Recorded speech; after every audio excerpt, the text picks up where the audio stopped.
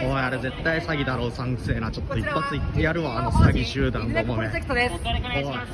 はい、お前ら、このお金、お前らの小遣いになってんじゃねえのか？あ、そんなことないです。僕たちは保護シェルターを4つ作ってます。で、この保護シェルターがあるかどうかが愛護団体が詐欺か詐欺じゃないかを見分ける大きな基準になるんで、よろしかったらこの保護シェルターがある団体はぜひ寄付のご支援をよろしくお願いします。で、それでご納得いただけないようでしたら他の団体に寄付をよろしくお願いします。だったら言っとけよ。すいません。こちら僕たちの活動報告なんですけど、よろしかったら持って帰ってください。だったらもらっとけよ。